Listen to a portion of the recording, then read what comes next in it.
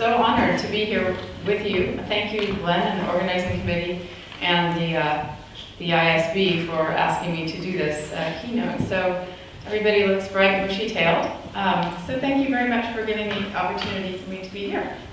I'm one of those folks who's actually not a member. I'm fessing up right up front, but I'm really interested. It's been, the mingling so far has been interesting, and I'm curious to see how many of you, so I'm going to be talking about One Health, and so I'd like to know, just a show of hands, how many of you think of yourselves or are on the public health, human health side of this?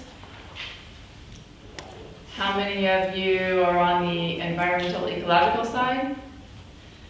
How many of you do animal health? How many of you do all three?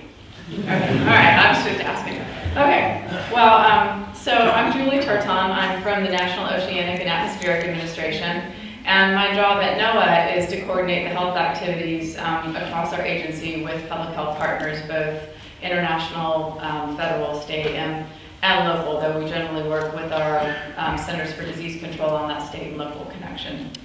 My other hat is a really long part of my title is the Integrated Climate and Weather Extremes Research Lead. So I'm actually in the Climate Program Office of NOAA in the United States, and we are the research arm of a lot of the climate research, including the integrated research I'm going to talk about, some of which I'll talk about today. So, where are we going today? I thought I'd start with just a little roadmap for you, and we already heard from somebody like Carl Sagan. You'll see a few Einstein quotes in mine because I'm an Einstein fan.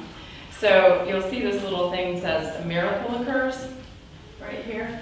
I figure that's most of you in this room. Somehow we start with questions, and science illuminates with the candle, and somehow a miracle occurs and we get answers out of this. So we're going to talk a little bit about what problems we're trying to solve in the context of One Health, what One Health actually means, how is it helping put knowledge into practice, who has what role, both institutions and people, and how do we go forward from here. So, what problem are we trying to solve? There's a long list here. None of these are unfamiliar to you. When is the next disease outbreak going to come from, and why are we still surprised? How many heat waves are we going to have this year, and when? What's in the wildfire smoke, beyond just the particulate matter? And why are we having more of them? I think some of us know the answers to these questions, but not all of the answers. Why is that whale sick? And can I still go to the beach? Should I be worried? What does that mean for my health? Why is the drinking water green? Did you hear about that? Green drinking water in Toledo, Ohio? Why does that happen? What's going on there? Is the seafood safe to eat? Am I sure I'm not going to get sick? Is it safe to pet the gorilla? Seriously, is it safe to pet the gorilla? We can actually give our diseases to animals, especially endangered animals. It's not just a one-way street about our health, it's how do we affect them as well. What's going to happen to the peoples of the Arctic, native populations around the world? You could say the same about small islands, those very much on the edge of their environmental and ecosystem sustainability. When will that drought end? And what is that new disease? What's the new bug that came with that? These are things that you see in the news that many of you deal with already in some way, shape, or form. They are basically at the intersection of environment, ecosystem health, animal health, and human health. So it would be remiss of me to start a talk like this without talking about some of the infectious disease outbreaks around the world. These slides, there are several of them. The point is that there are a lot of infectious diseases, and every year we're surprised by something new somewhere or a reoccurrence of something. And yet we observe this. We know that something's going to come. We observe the Earth systems. We have some models that predict from transmission dynamics, but yet we don't have a system that says, ooh, there's a greater risk of these diseases in the coming year, or this part of the world is at greater risk than normal because of these conditions, and here's what to do about it. We already have seen, as Glenn pointed out, also, almost every week, but certainly on a regular basis, more floods, more extreme events. And so many human, animal, and ecological systems are already at their limits, or repeated stress of long-term drought, on top of a heat wave, or heat wave on top of a drought, or floods on top of drought. Rain finally comes, but the land can't accept it. And then what does that mean for the humans that live there and the animals that live there? We already see, I didn't want to blow up that picture on the left too much because it's sad but true. I mean, the drought and the heat affect animals, and we don't have any place for them to go, or you have so many, you're raising them as food for food production. They're in great peril, and a lot of them die. What does that mean on their way out? What does that mean for the availability and quality of our food and the quality of their life? Obviously, there is no quality of life left. And even the ones that are trying to eke out a living, whether it's a duck or whether it's us trying to grow corn or food for our own people. Drought has impacts that are both ecological and indirect on our health, as well as the direct effects on our health.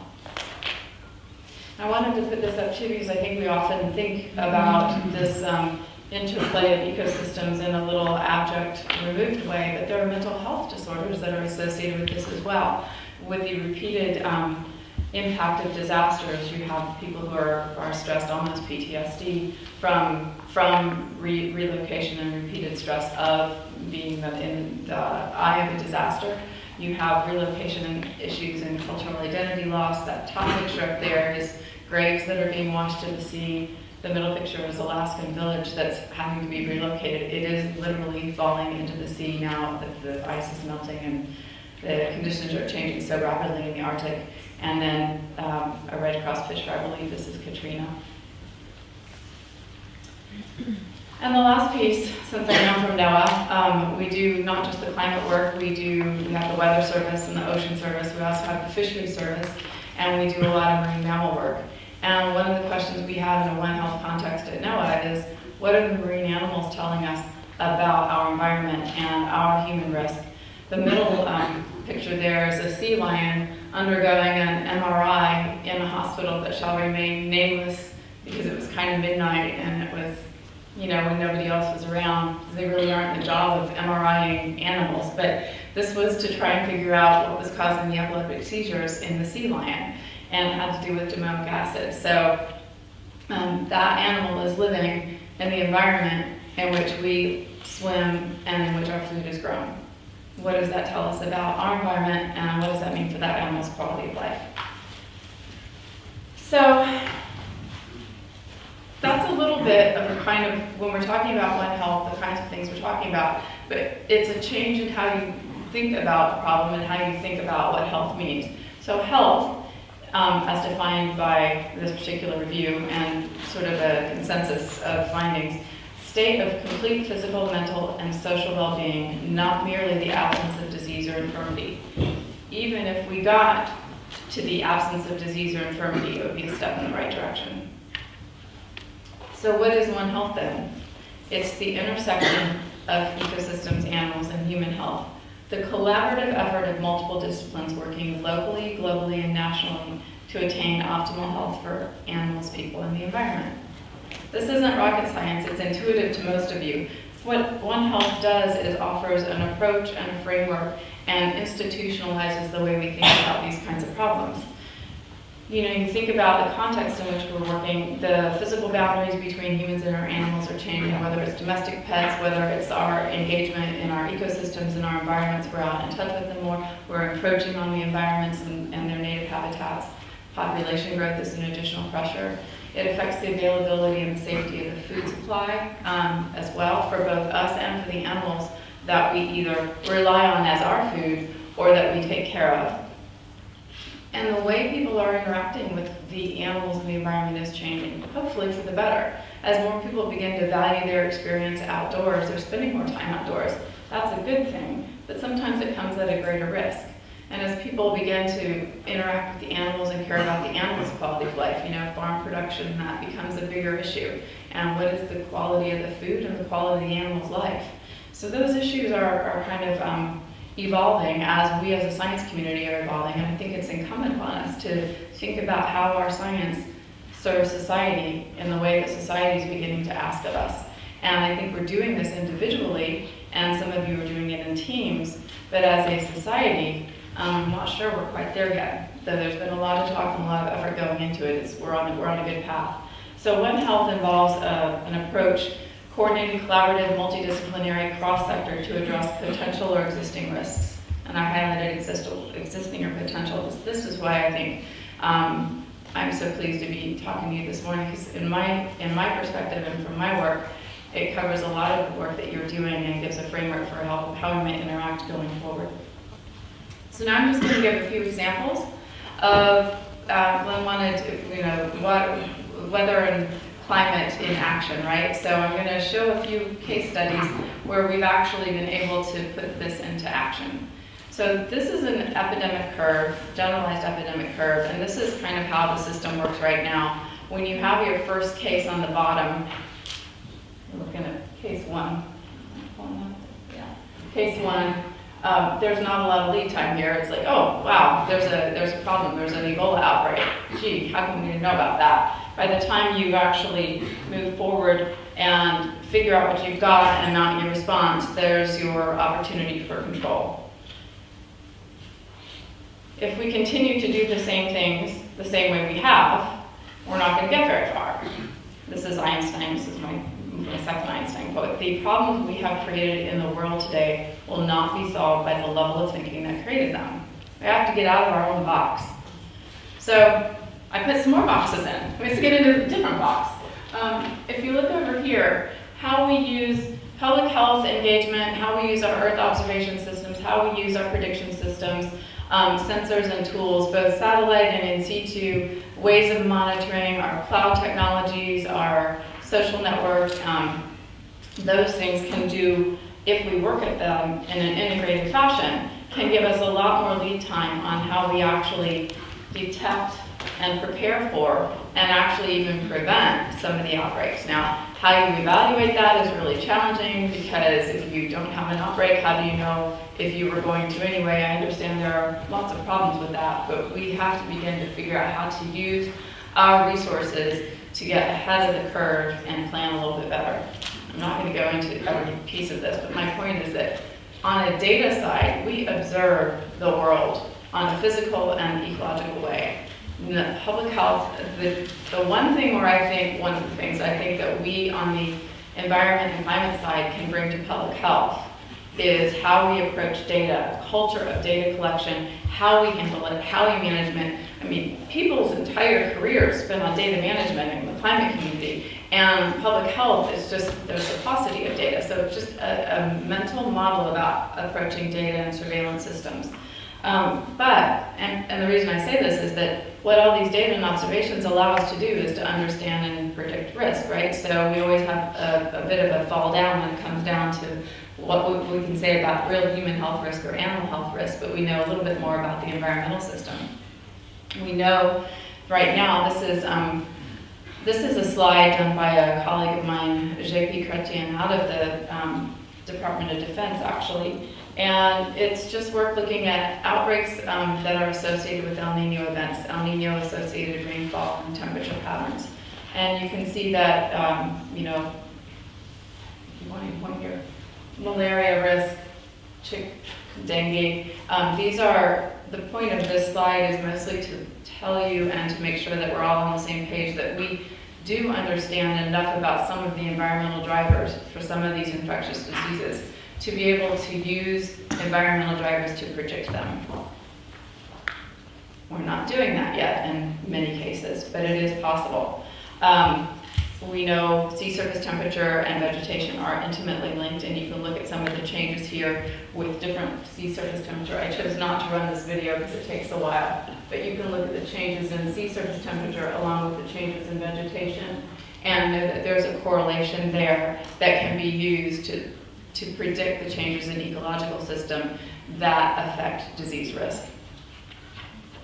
So when we talk about Rift Valley fever, it's a mosquito livestock, a mosquito-borne disease affecting livestock and humans, mostly in East Africa. Rift Valley, thus the name Rift Valley fever. There have been studies done, and I'm putting the dates down here because this started a little before 1997, and the work to look at effective rainfall was started by an interagency program that funded some folks from CDC, actually the CBI started that program, and the folks from CDC went to do the disease outbreak in 97, 98. They took hobos with them, which were, weather collection instruments, and they came back with a spreadsheet that said, great, here's your spreadsheet. And here's the data, health data, IgM, IgG, all great blood analysis. Spreadsheet here, spreadsheet there. Geolocated, not a clue, nothing. It took us about 1.5 years to figure out how to anchor enough points that we could begin to do that correlation. We have come such a long way.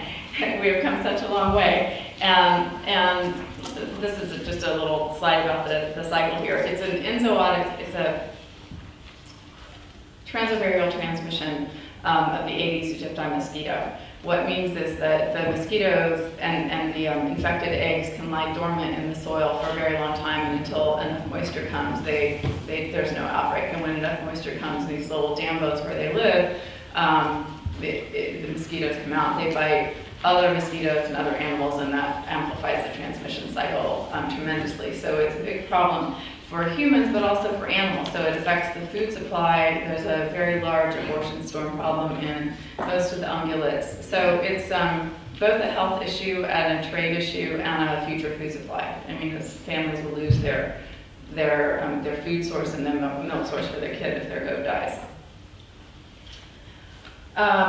Skip that one.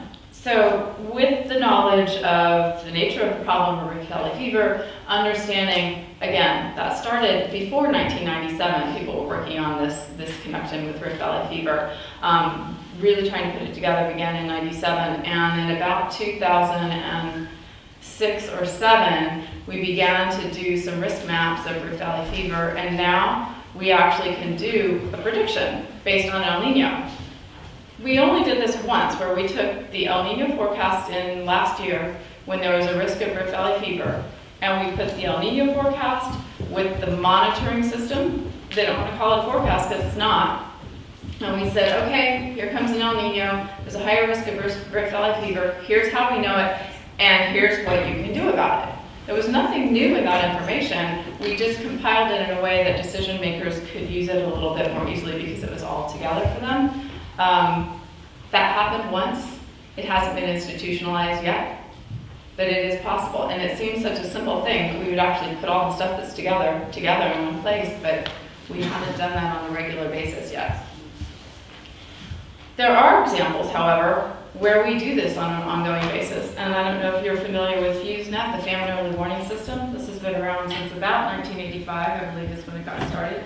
And it is an operational system that is focused on famine early warning around the world. And now if you go to the website, there are so many pages, it's actually hard to find the essential information. So they've gone the other way, they've got lots of stuff out there. But this is about food and food security. And again, an agency project here that I think is important in the context of our ability to produce predictive tools that incorporate environmental drivers with a health outcome for either animals or humans. So it's really looking at that intersection. This is a lot of information on FuseNet will be about droughts and drought response in Africa and now around other parts of the world. We need to get to a point where we can do a better job of planning and not just responding.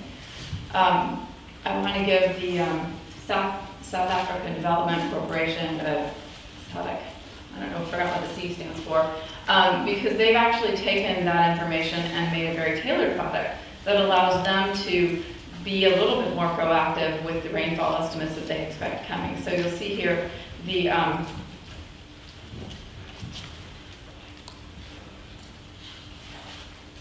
they're talking about an armyworm.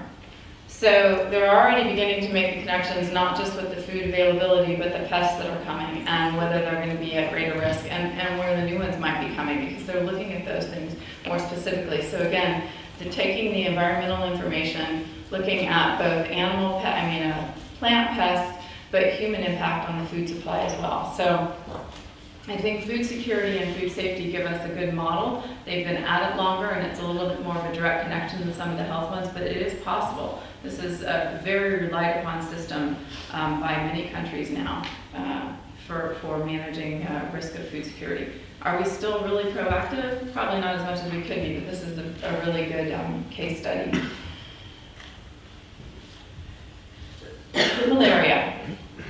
Is that a One Health thing? Yes. But it's also just an infectious disease thing. There are lots of early warning systems that have been built. I would say not. There are several early warning systems that have been built. I think some of you in the room have been involved in the development of them and the evaluation of them. They're still not as operational as they could be. And we're going to get to some of the institutional questions at the end. What's working about all of these systems? What's working that we should replicate? Why are they not working? Why are they not being utilized? When they are, what's the impact of them? Those questions we haven't really done yet. We've done some reviews, a few reviews of the malaria systems. I'm not sure if anybody's done robust on the family early warning systems. So I think one of the things that moving forward is based on what we've got now, what's working, and what do we do to make sure that we enhance that in the future and are a little bit more productive in a timelier fashion on the issues that we expect to be tackling in the future. I'm going to spend a little time on cholera and vibrios. Vibrios live in the marine environment. The vibrio you are most familiar with is cholera. The other ones that we care about in the United States, and if you eat shellfish, are Parahemolyticus and Volnificus. Volnificus is the one that causes a wound infection that's highly fatal, but the transmission cycle is very similar for all of them. And this is a slide, it's rather old actually, one of Rita Caldwell's graduate students, who's now quite accomplished on his own, Constantine Magni, is responsible for this slide. And I put it up because I want you to look at the different phases of the ecological system and how the copepods and the vibrio are transmitted through the marine environment into the human system by exposure from washing, from water consumption, contaminated water consumption. We can predict the risk of vibrios because we know that there's a connection between vibrios and sea surface temperature. This is a slide of the first vibrio outbreak in Alaska in 2004. The sea surface temperatures were higher there than they'd ever been before, and this was the first time they'd ever seen a vibrio outbreak in that part of the world. What we did in NOAA was, this is not to predict color, but it is to predict vibrios because we care about it from a shellfish perspective. We know that sea surface temperature and salinity are drivers for vibrio, so we looked at the different models and are actually putting into operation a vibrio forecast product with our Food and Drug Administration and with our state and local health departments in some parts of the United States, not everywhere. We've got 2 to 3 day forecasts, 14-day and monthly forecasts of vibrio risk. This is an example of the Chesapeake Bay. We also give guidance to the Shellfish Sanitation Commission and to the Food and Drug Administration and to the local seafood growers. So we're talking about putting science into action. The shellfish are affected by their coastal environment, by runoff, and the quality of that food affects our health. We're very pleased to have the partnerships we have because as an agency that just does environmental monitoring and prediction, we have to be working with our public health partners to be able to do this. And this has evolved over a very long period of time. That partnership with FDA has been probably at least 20 years in the making. Here we go though. We've got projections of long-term risk for vibrio. We know what the risk is going to look like in the future. What are we doing about it? What are we doing about it? What are we doing about the risk of increased harmful algal blooms? This is the green water I was talking about. It was an infrastructure failure of our drinking water systems combined with a harmful algal bloom outbreak that we weren't anticipating. And we had to close our people were drinking bottled water for days in Toledo, 3 days. I can't remember the cost, but it was huge. So we've also done some operational harmful algal bloom forecasting systems. We've had one in the Gulf Coast of Florida for several years. We've got a few that are being built in the Northeast and in the Great Lakes, of course, and along the rest of the coast of Florida and into the Gulf. We're also working in Puget Sound to operationalize with some of the folks in the Public Health Department in Puget Sound, and that's in Seattle, Washington area, for those of you who don't know DC, to take this idea here of an extended seasonal opportunity for these harmful algal blooms to grow We're trying to work with the local growers to make sure that they have the information they need, when they need it, because we know that the season's going to start earlier and last longer. And so I was actually trying to give, I put a session together at AMS last year with the shellfish growers and the public-private partnership, and I couldn't get the shellfish growers to go because they were so busy out sampling the environment with NOAA on the vessel. I mean, I got one of them to come, but they were actually out taking samples as they recognized the value of that information. So this is just a list of the forecasts that are coming. I'll skip over that. So how do we turn all this into making decisions? How do we know how much certainty is enough? How often do we have to be right? How does a decision maker make the first step and the second step? What happens if they're wrong? Where do we get the political will, the institutional support? How do we actually make it happen in a health context? These are all questions we hear about. How do I know how to trust that forecast? So I'm switching to the last piece here, and is how have we done this? And it's a little bit of rewriting history here. Not all of these things were done in the context of an integrated information system, but in the course of building these different capacities for operationalizing a Vibrio forecast, for operationalizing HAB forecast, for looking at Rift Valley fever and FuseNet. We also have another system on drought. We have adopted and found very successful the whole notion of integrated information systems, which is a framework that allows us to inform strategic responses to anticipate opportunities for early action, communicate it to the actors, and sustain the engagement needed to build that trust. And in order to do that, you have to do it over a long period of time, which we have learned by default. It has taken a while to get some of these done. 5 components to it. Defining demand starts with what does somebody need, who do they need it from, who are they going to trust, making sure you've got the problem right, what observations, monitoring, and forecast tools do they need to actually solve that problem, do they understand it, are you communicating it well, are they going to be able to prepare and adapt, and how does that actually happen on their side. And in the end, it's supposed to be an integrated information system that both enhances preparedness and enhances resilience. You can't prevent everything, but you can do a better job of preparing.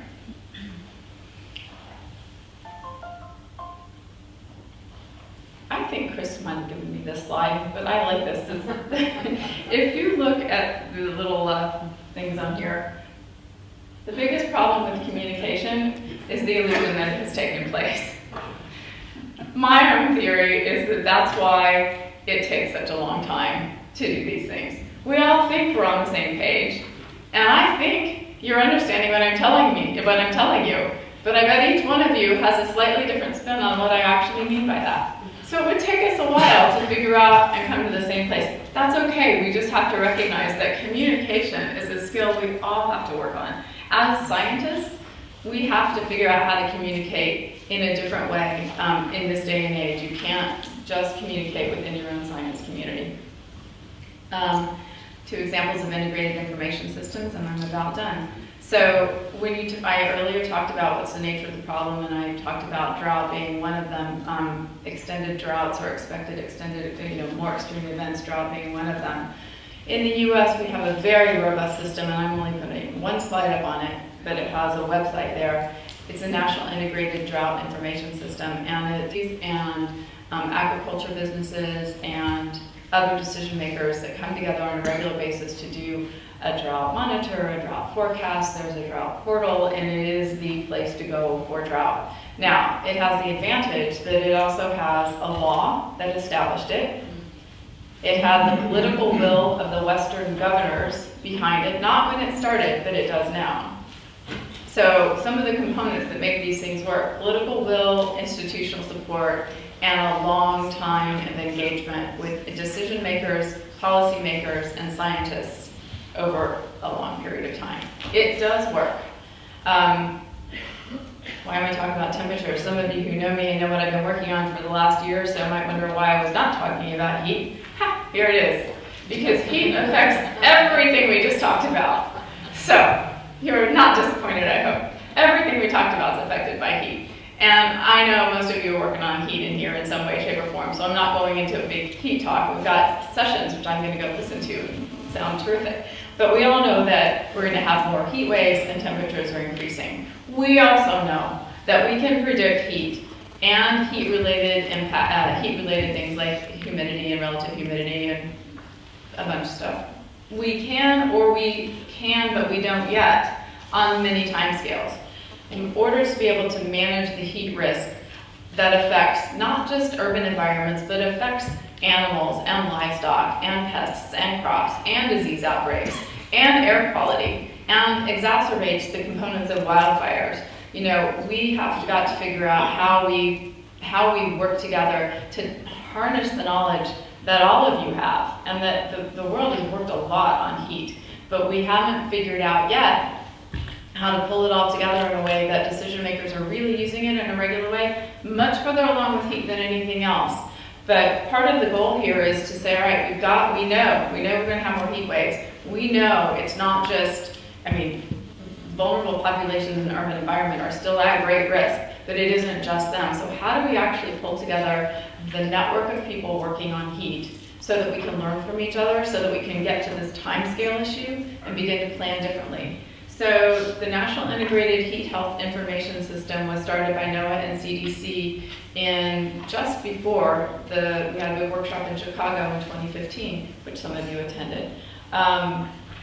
It was launched officially by the White House, so we had the political buy-in. That was the Obama administration. We still have an interagency working group. The point here is that when we started this, it's recognizing we're not starting from scratch. It's a way of sustaining this engagement so that we can learn from each other. And in order to do that, we created an interagency group so we could have a conversation relevant there. We have a series of pilots, partners. Student rotation should be in italics. We want to have student rotations, we don't yet. And then the Global Heat Health Information Network. And I'm not really going to go into this too much because you're going to have to go to the talks tomorrow. Hunter Jones, who's in the room, is giving a talk on NIHIS and GIN, and we have the GIN dialogue, so I'm done talking about heat.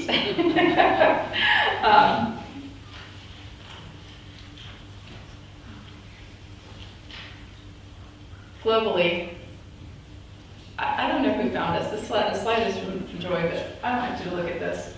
There's no need to consult your local weather map. I made a map for you.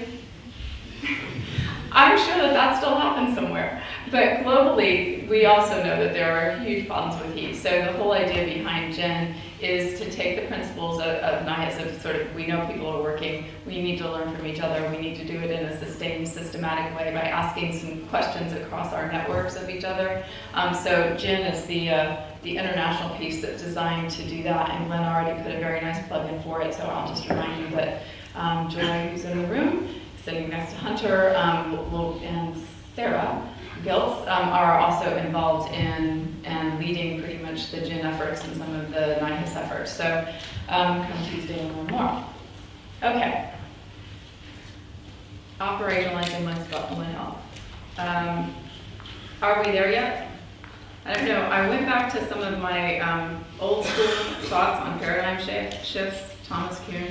I actually studied institutional design for a while. A time when the usual and accepted way of doing or thinking about something changes completely. Last one, acceptance by a majority of a changed belief, attitude, or way of doing things. We talk about One Health, but have we really incorporated? Are we behaving differently? Could we? You know, the whole idea behind chaos theory is there's a chaos in the moment that people reorganize, you've actually read your optimal. I feel like we might be in that mix right now. So what is your role?